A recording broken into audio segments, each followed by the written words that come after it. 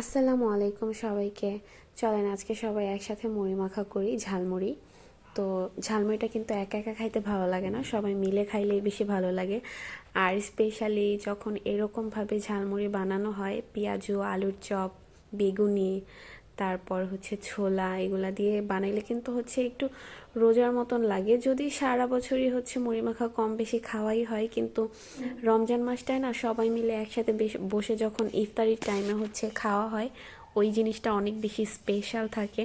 তো এরকমভাবে যখন মিক্স করা হয় তখন হচ্ছে রমজান মাসটাকে মিস করি। তো মিস করার আর কিছুই নাই, আর মাত্র কয়েকটা দিন, এরপরেই হচ্ছে চলে আসবে আমাদের সবার প্রিয় রমজান মাস। আর এই মাসে হচ্ছে অলওয়েজ চিন্তা করি হেলদি খাবো হেলদি খাবো, কিন্তু এই যে ভাজা পোড়ার যে একটা খাওয়া অভ্যাস, তো এটা তো আর চেঞ্জ করা যায় না। তো ভাজা পোড়া না থাকলে মনে হয় ইফতারটা জমেই না। যতই হেলদি খাই না কেন, ভাজা পোড়া হচ্ছে সবচেয়ে প্রিয়। আর এইটা অবশ্য মাস্ট থাকতেই হবে। আর এই তো আলহামদুলিল্লাহ আজকের মুড়ি মাখাটাও অনেক ভালোই ছিল। আল্লাহ হাফেজ।